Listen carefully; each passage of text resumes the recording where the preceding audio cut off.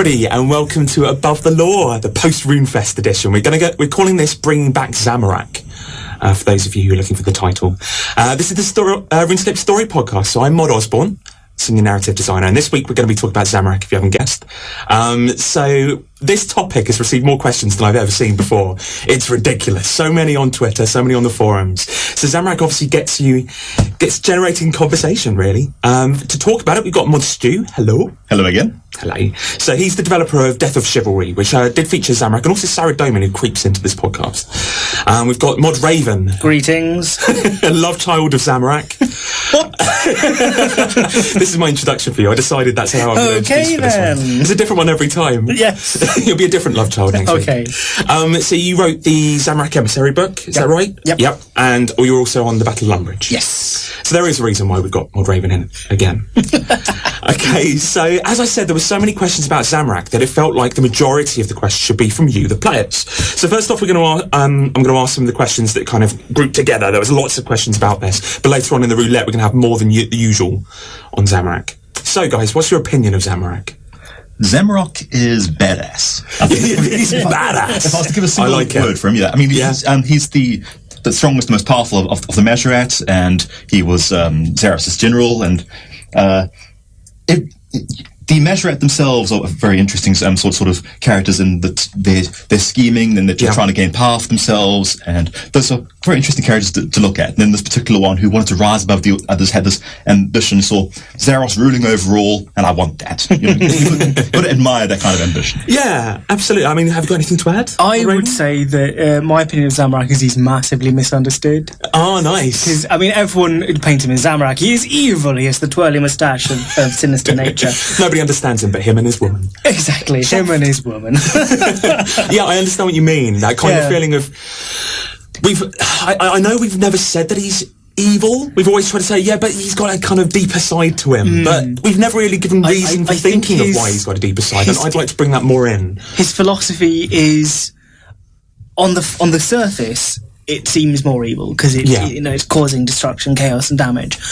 But the underlying principles, what he's actually trying to achieve, is much more noble. And actually, we haven't really gone into that. And I think that's part of where part of the reason why this podcast exists is because we want to kind of seed that before, hopefully, we can do some Zamorak stuff in the future. Unfortunately, the majority of information we know about Zamorak is told to us through a Saradominist bias. Yeah, exactly. People in Saradomin civilized lands who then paint him as being this demonized villain, and it's only really when you get towards a lot of the later content that you start to actually see the other side of him. Yeah, absolutely. I think there's also come from the history. I think that people point to certain historical events, like the destruction of Farin 3 for why Zamorak is evil, but we'll get into that a little bit later, actually. I wouldn't say that was a completely evil act, for example.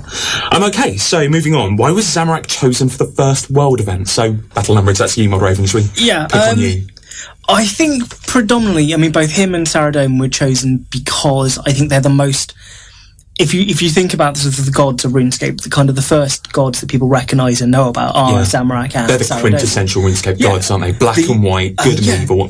Your prayers in game your first time you kind of renew your prayer points is normally at a Saradominist temple. Yeah. And so Saradomin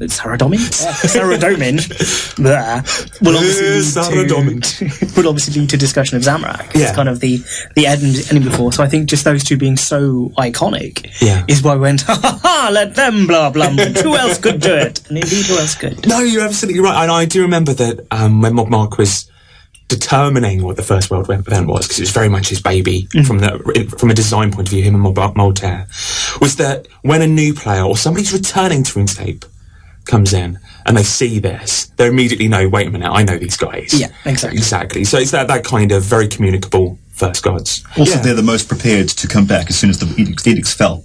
Yes. I mean, Sarah Doman was right, and they actually got involved in the World Waves, and then Zamorak has his reason. Clawing his way through. You're right. From a lore perspective, Zamorak was kind of almost attached like a barnacle to the outside of...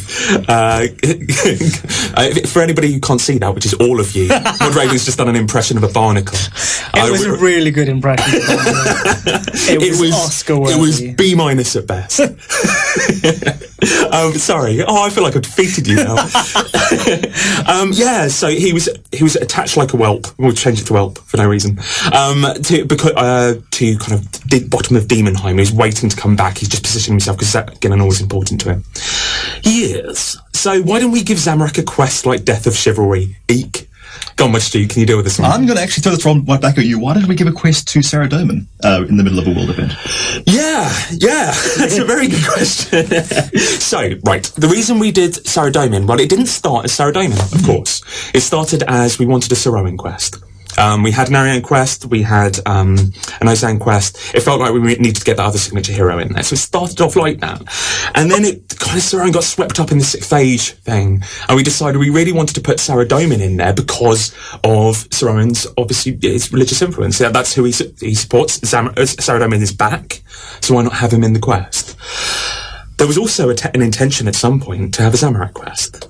But things kind of, just how it happens, there wasn't enough time to do it justice, and things just kind of crept on, and it became clear that we weren't going to be able to do a Zamorak quest by the end of the world event.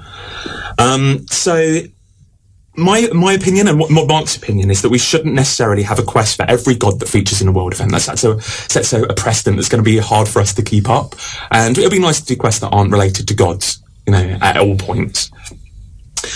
But yeah, I'm still interested in doing a Zamorak quest in the future, which we talked about, didn't we? I mean, do you want to... Should we talk about that now? You already did mention it somewhat at RuneScape. Yeah, it was on the stage. Cat's pretty much out of the bag with that one. Oh, yeah, all right. So, yeah, it was more kind of, the way I put it was that I find Zamorak more interesting now that he's depowered. There may be better stories to tell, because he's now regained his ambition. He's got something to aim for again. And there's also that notion that he couldn't go up against a god in a kind of Battle of Lumbridge way again. He has to find other means of doing it. So he represents, very much, you've seen this in Missing Presumed Death, he represents trying to get the Stone of Jazz by other means, not playing by the rules of Sliskay. I think that's really interesting. I think that gives us an avenue for storytelling we don't have from the other gods. I say, ironically, he now represents his own philosophy, which is that he's discovered this thing in the way, an obstacle that he can't so easily overcome, and now he's to think of, how can I improve myself to get around this, which I think is that should be in itself is fairly interesting. And I think whatever that future quest or future quest line is, I think that the player will be able to determine whether or not he's successful. That's my aim anyway. I'd really like that. So will we do more to broaden Zamorak's appeal? It's an interesting question. It is. That's largely worded from, I can't remember which player it was.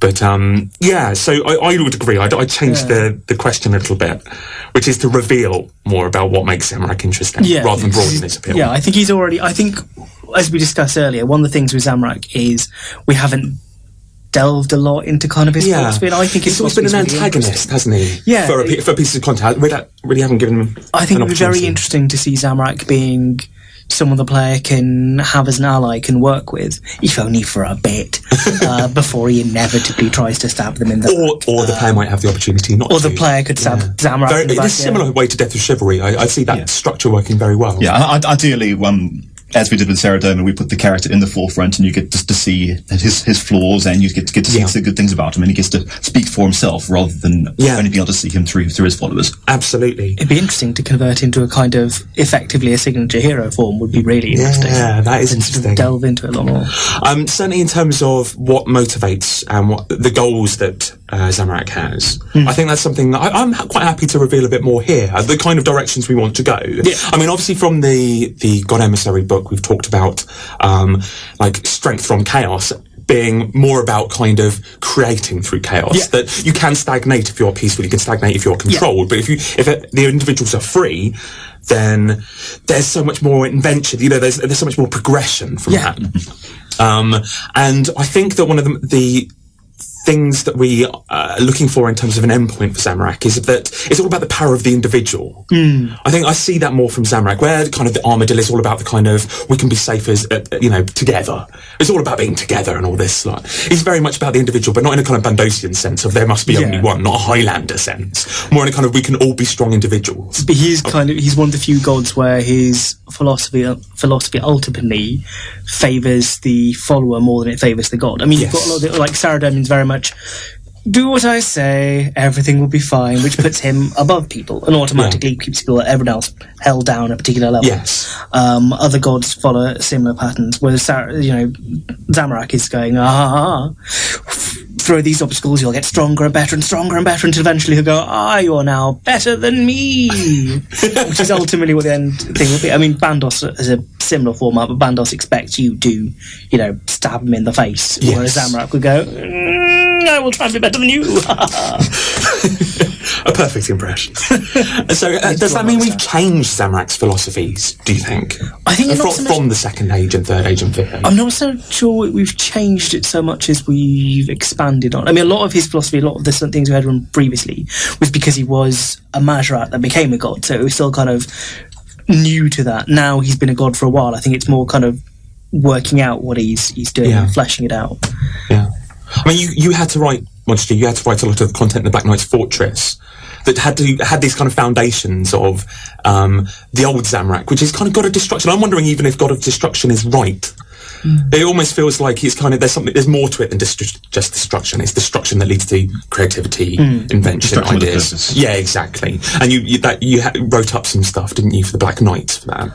Honestly, the Kinshral, the Black Knights are kind of abusing his philosophy to some extent. That quality doesn't really come through it. They kind of embrace the destruction for its own sake and for their own ends to a large extent. But that highlights some of the things that has happened in previous ages. The Zamorak hasn't been here to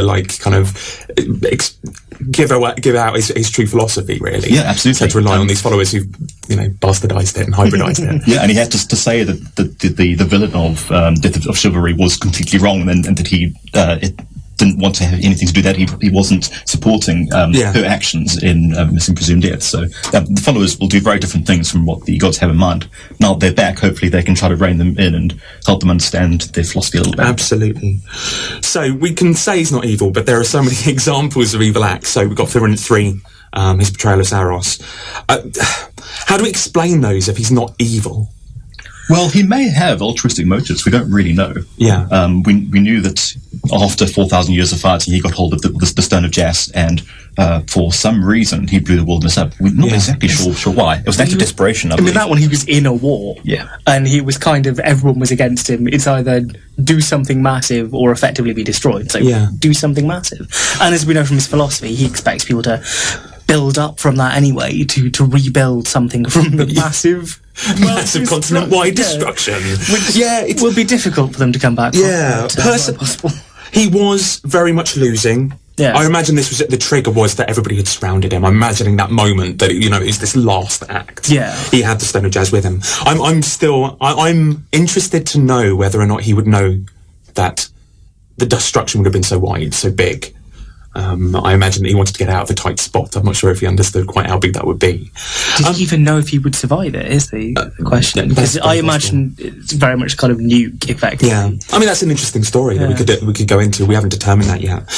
For example, another one that people point to is the God Books. The God Books, he talks... once again, the God Books isn't necessarily written by the god. Zamorak's followers could have written it, but it talks about destruction being good. It almost could be a Bandosian book if you read it. It's about, let's destroy everything because the strong rise, kind of thing. I think that falls into the category of followers tweaking things. And I think it also falls into the older content. Definitely. I think we are looking to update those God Books. I posted a little thing on Twitter today, which would be a couple of days ago. If you're listening to this on podcast, that we're looking to update that to bring that a bit more in line. So hopefully there'll be more kind of argument material for those who want to support Zamorak. So what's his aim now that he's depowered, do you think? What is he doing? Repower. Yeah, repowering himself, clearly. So you think he's looking to get back on the horse? Absolutely. Yeah. I mean, you don't want to be on the same tier as Brassica Prime. I mean, that was insulting. Oh, no. Not Brassica Prime. Awesome. We'll save that for a future question, actually. There's an awesome Brassica Prime cabbage-flavoured question later. But, so you think he's very much trying to perhaps get back the Stone of Jas, get back to that tier, maybe beyond that tier? I think he'd definitely be looking... I mean, I don't think he's out of the running with the summit stuff yet, but I think he will not be going for any direct methods. I think he's much sneakier than that. Yeah. Fortunately, he's got a history of doing that sort of thing. Yeah. When you look back to the Second Age, when he was trying to take over from Theros, he would liaise with his other generals and take them out of the running. He would convince the Dragon Riders to be on his side when the thing happened, searching to get the stuff vomital. Long-term planning to achieve an ultimate aim. This wasn't something that he just did in a burst of passion. It was very calculating. Yeah, I imagine him like that Willy Wonka guy who turns up and whispers in your ear and says, "Come with me, come to my side." It's also the other thing of, everyone talks about the Stone of Jazz, but it's not the only artifact of tremendous power. Yeah. No spoilers. But so if not the Stone of Jazz, then there are other ways he would seek to get it. At the very least, he might try and rekindle what he did before with Zaros. Just needs to get that nice little star into the back. Excellent. All right. So what's Zamorak been doing since the God Wars? Do we know? Well, we said a little bit about it, haven't we? He attached himself to Demonheim. Was he in a state of magical status while he was there, or was he self-aware? Oh, that's a very good question. That is a very good question. I don't believe there is any example of a follower communicating with Zamorak. So the implication might be that he wasn't in contact with anyone, but we don't know if he was in stasis. I think it's a very good point. It'd be quite interesting to know. But certainly those of you who've played Battle of Lumbridge will know that he seems to have kind of blasted through Demonheim, taking with him Behemoths and Moya. And I really like that. I like the notion that his new foothold is possibly Demonheim. Because that is effectively the kind of the narrow point, the thin membrane that he was waiting for, and waiting at to get into the world. So his current look, some people kind of argue, looks a bit like the Pringles man. I think that's slightly unfair to poor old Zamorak. But what led to his current look? See, I'm wondering if this is best answered by me. Wasn't it the Mazrat Plus approach? Yeah, you're absolutely right. That every god should be an extrapolation of their original form. Power makes you grow out almost. It's almost like it's too much for your body, so you're pushing out, as it were. And so, so Armadillo is kind of flamed like the phoenix and has become larger and got more wings. Bandos is huge. I imagine his race was originally quite a bit smaller than that. The same goes for Zamorak, which is taking those nice chiseled cheekbones of the Majorat and pulled them out into a big kind of headpiece, almost ram-like headpiece. I remember talking to the artists when we were concepting him. That's very much how I pitched it to them, was we wanted to get an extrapolation, a bigger form of the original Majorat.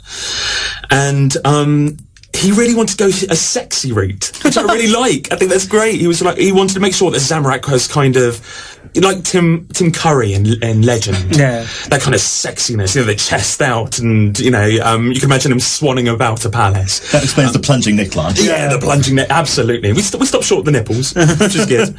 But he mentioned to me Gary Oldman in Dracula as another reference point.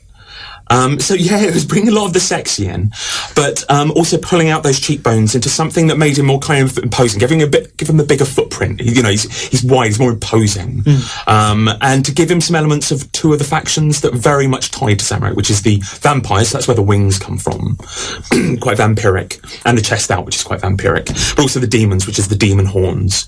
An element of demon horn to him. So to pull out all of those things, we got what I think is personally my favourite god concept, though Zaros is close. Anything else to add? I've just spoken for a long period of time. Does he still have the gem in his forehead like the other Majorat? No. It's very reduced. Yeah. What's interesting is that gem is gone. We're going to reveal more in Majorat's storyline about what that gem represents, or what it is, or why it's there. Are you sure it's... There's the gem there with the little gems around it. Is it still there? Is it still there? I thought it wasn't a single... okay. It's now more gems. It's more gems. One gem, there's little gems as well. Okay, but certainly... Yeah, what the single gem represents is something that's very definitely for the Majorat. I don't consider Zamorak to be a Majorat anymore. That's important for things like the ritual, the rejuvenation. He doesn't receive any power from that rejuvenation. And we're going to reveal what the gemstones mean to the Majorat and why they have them in the latter piece of content. Sorry, I thought there were no gems there. I'll have another look. We'll have another... lots of people shouting at us at home, no doubt. Okay, where am I? So, what does Zamorak think of the other gods? Well, all of them. I suspect, generally. I suspect he's not a huge fan of Saradomin at the moment. Probably not, no. I think... Yeah, go for it. Are they all just obstacles to increasing his own power, I wonder, and obstacles to overcome? I think they also represent some form of control. I think they all, in some way, are looking to stagnate in some way, to look to control themselves, which means that they're follower base, their worshippers, are not thinking for themselves as individuals. And I think that if you go through each of the gods and their philosophies, they each have that in some way, perhaps not Bandos. So I think that he likely doesn't think much of them in that sense. Some of them he'll like less than others, Saradomin very much so. I'd imagine there's some issues with Zaros too. Okay. So do we diminish Zamorak too far by putting him on the same tier as Brassica Prime? No, because Brassica Prime is Brassica Prime is awesome. Deliciousness is power.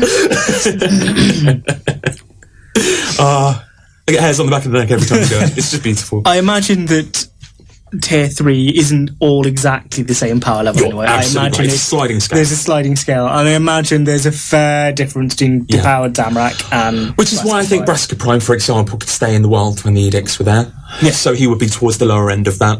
It's just easier for us to communicate it to the players if we put it in kind of rigid tiers. I'd imagine there also had to be tangible consequences for the world event. If all it meant was just one god went up a tier, maybe it's not really worth the amount of effort people put in. But if there's more of an alteration from it, you're absolutely right. Maybe that's the reason. I'm not sure if you've also got to think about ambition as well. Brassica Prime has been at that tier likely for a long period of time. Zamorak has just got there and he doesn't want to stay there.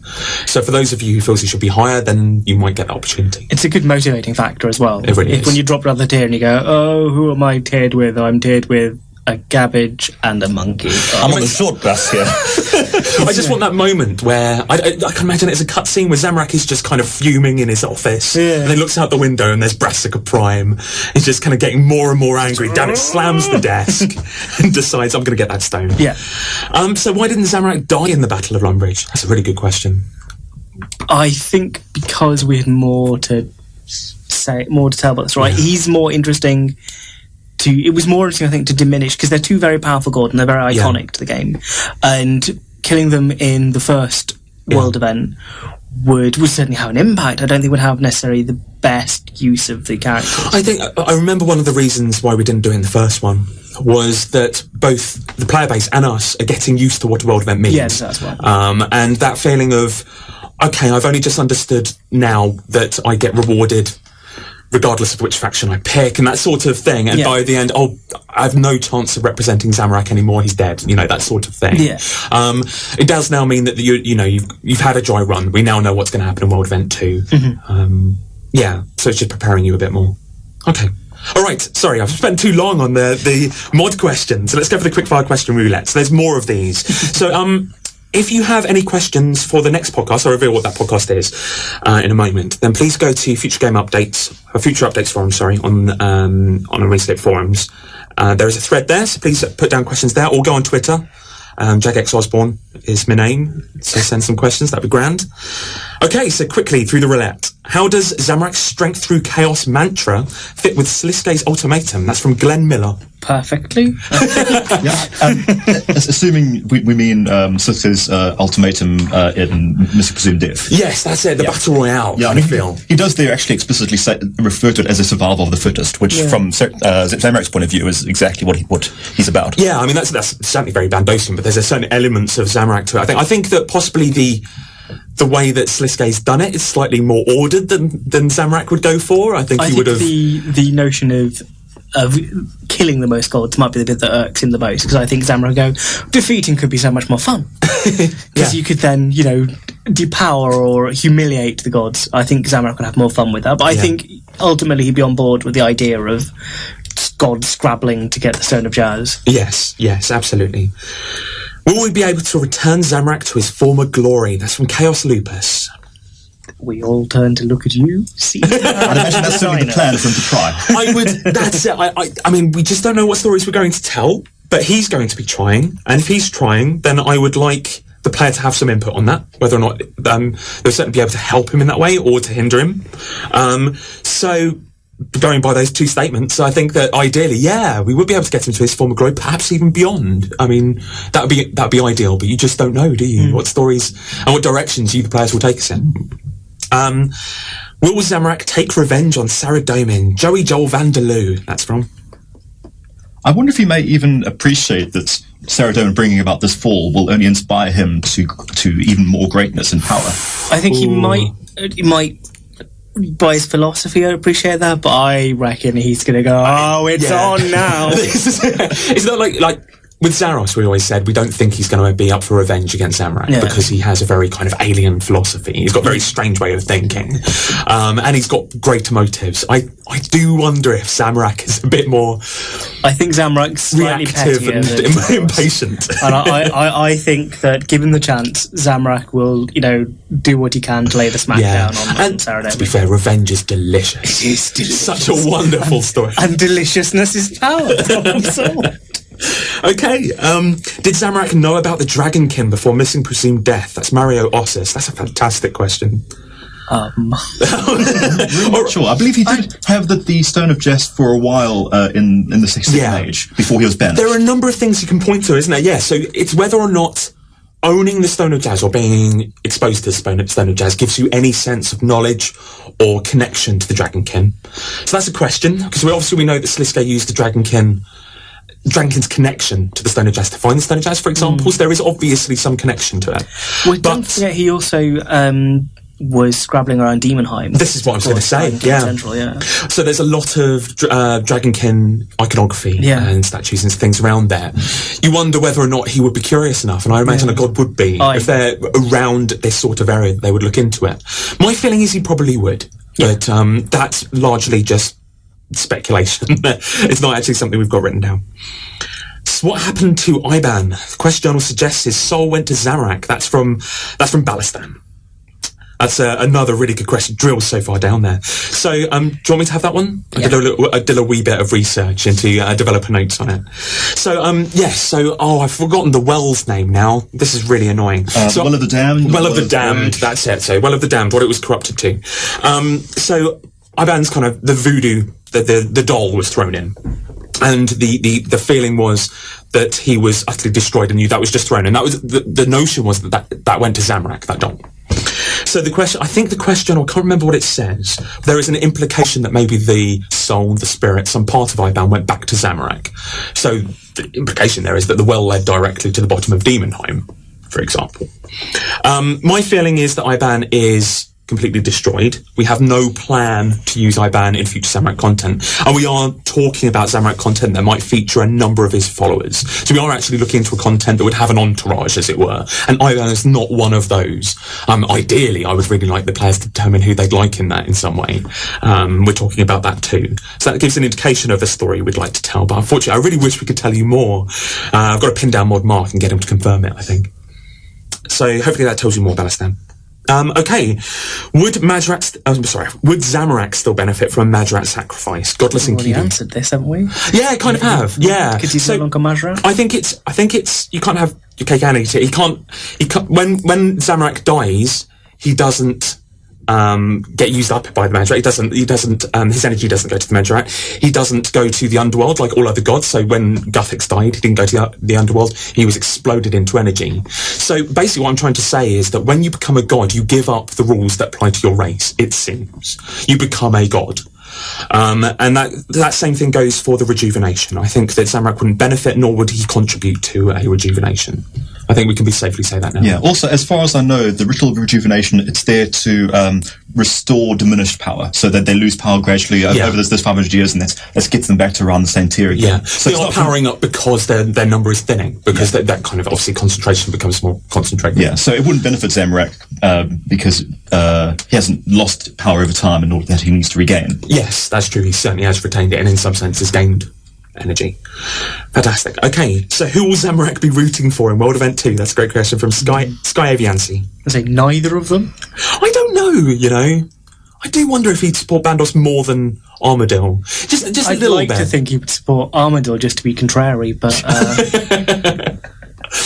yeah, it's a tough one. If he was sporting one, I would probably say Bandos, but I imagine he's busy scheming and making other plans and ignoring the whole thing. Bandos did fight for or on the side of Zamorak at points during the God Wars as well. It makes me wonder how well that went down. So obviously that didn't last the entirety of the God Wars. But there was no, as far as I remember, I don't remember any trail from either side. So it might just be he probably just went to a high spit. He probably will be supporting Bandos because I think, as you've said, there's a little bit of slightly better feelings towards him. But I agree with Stu. I think he's largely ignoring it and going in the background somewhere. Fantastic. Do Dark Elves follow Zamorak or Zaros? That's from Puppy 2. There's 3 P's in Puppy. No, 4. So is the question there basically who is the Dark Lord? I think they're trying to crowbar the name out of us. Right. Are they sure it's either? This is it. So a lot of people have thought the Dark Lord, as it's named, is either Zamorak or Zaros. I mean, that's not necessarily Zamorak or Zaros. So who knows? Maybe more in the elf content that we really want to do at some point soon. When did Zamorak become a god? Was it the stone, the staff, or the god kill? Asked Runic Lord. It's the staff, isn't it? Well, the staff impaling the god, yeah, and then pouring the fire out. staff both, isn't it? Them, yeah. I mean, he certainly had contact, obviously, with the staff before Zaros, and Stone of Jazz obviously comes into the equation as well. But I think these led him onto the path of godhood. I don't think that he wasn't exposed to them for a long enough period of time. My feeling is that there was that overwhelming surge of power from Zaros. Yeah. And Zaros had enough energy to really push him into a godhood. Okay. Why does Zamorak look so different from the other Majrat? That's from RSN J3. Why is Saradomin blue? Why is Braska so delicious? Is Braska Prime delicious? He is the most delicious of cabbages. Really? Is he the thing to finally get me into cabbages? I just can't eat cabbage. He is pure deliciousness, surely. His deliciousness is power. That's his philosophy. As far as we've established so far, deliciousness, nutrition and deliciousness. So I imagine he's the most delicious of all cabbages. I've got to get me some brassica. Excellent. Brassica Baps. Why... Oh, wait a minute. Where am I going? Why did Zamorak rebel against Zaros? Dragonic End. Power. Yeah, I think from the start it was all about the power. See, I agree with that, but I think there's something else. I think that with Zaros there was also a great deal of control and absence. So Zaros he was an empty lord, he wasn't there. He was delivering occasionally little snatches of conversation, of directives to his followers. And that, I imagine from a kind of follower's perspective, that was quite frustrating. So that's just a kind of very much in the moment frustration. But I also feel that Zaros represents something where he wants to be the invisible controller, the puppet master.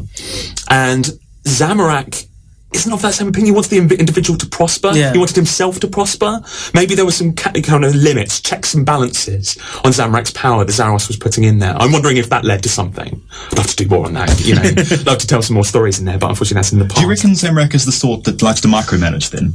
His followers, get directly involved in sorting out issues. I think there'd be a sense of laissez-faire. I think that he would be happy wandering about his followers and talking to them. Yes, as you say, but I think he would also like to leave them in a position where they would be able to do what they wanted themselves. But I don't think he would want to be so absent as to be the empty throne, the empty lord like Zaros was. I know that feels like a bit fluffy, a bit of a kind of. There's some slight connection between him and Zaros. I think he'd like to be the visible lord. There's an ego there as well. Yeah. I think he'd like people to see him going, "Yes, I am the god here." I'm seeing more and more parallels with you every day. Why doesn't Zamorak try more peaceful but still chaotic methods of achieving creativity? Which I think is my favourite question a lot. That's from Godless Enkidu. We discussed this earlier, didn't we? Yeah. You have to remember Zamorak's origins. He didn't come from a lovely, happy plane of existence. He came from a place where they stab each other every 500 years in order to see that the others get to look young and beautiful and powerful. So even in Zaros, under Zaros as well, there was this sense of kind of, backstabbing and trying to get ahead of each other to become the general and things like that. So he's grown, he's in his entire life, there's been conflict, it's been struggles, it's been chaos, it's been this. He's not going to go, maybe we all sit around peacefully and make a lovely sculpture. Yeah. It's not that kind of thing that he'd work for. I think his something nature. He could learn from, though. I think he could learn. Yeah, I think maybe the player could teach him. Yeah. Would be interesting. See if you can get Zamorak onto a hippie vibe. But certainly I think his personality so far is not one that's had much cause for peace, because even when he became a god, the first thing that happened was war, Yeah, indeed. All right, what does Zamorak's symbol mean? That's from Nelferian 44.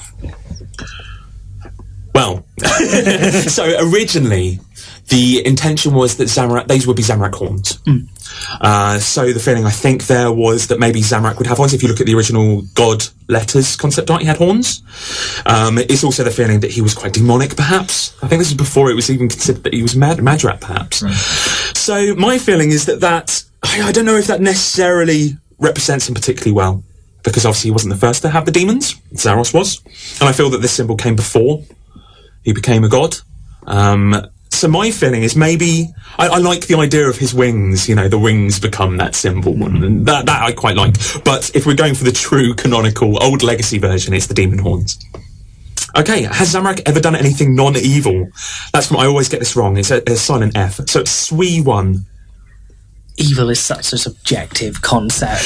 I mean, like you said earlier, can you really call the Measure evil necessarily? It's just in their nature, just in the their way nature. they do. Yeah. Evil implies that there is another option they could have taken that is somehow good. Yeah. But as we said, good, evil, fairly subjective things. Yeah. Do you know what I think is the most representative thing in terms of that, and also explaining the question? Moya, for me. Yes. So the kind of the power of the individual, noticing the power of the individual, and allowing them to become stronger themselves. I think that's kind of amplified. Amplified? Yeah. That's not a word.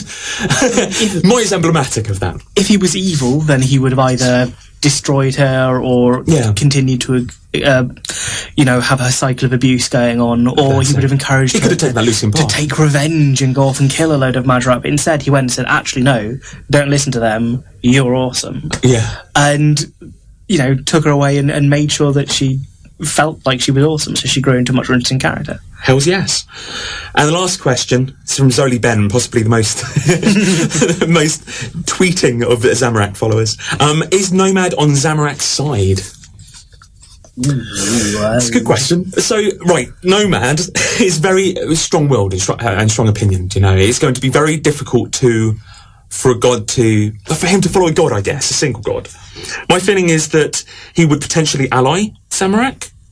I feel that if we were to do a Zamorak quest in which there was an entourage, I'd like to have Nomad in there as a potential. I'd imagine if there was a vote, he would probably be... I think he'd be there. Yeah, absolutely.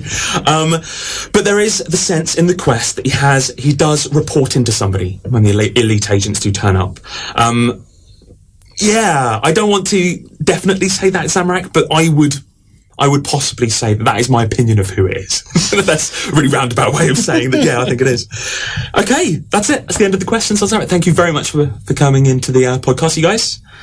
All right, so next fortnight, it's a biggie. We're going to talk about how quests are changing, is the name of the podcast.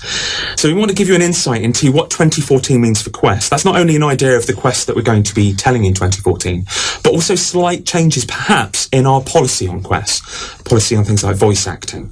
Policy on quest lines, older quest lines, for example. Because things are changing a little bit now, off the back of RuneFest, on the back of a few other things. So hopefully that'll be really enlightening to all of you. And to give you the Chaos Elemental hint, here we go. I said this twice. This is a hint of future content, by the way. Lupo's John Smith emerges in a tale of his own, a welcome entree for the Toffee Ghost ad. So that nonsense again is Lupo's John Smith emerges in a tale of his own, a welcome entree for the Toffee Ghost ad. What? Say what? What? Okay, thank you very much for joining us. Hope you enjoyed Above the Law. Goodbye. Bye. Bye.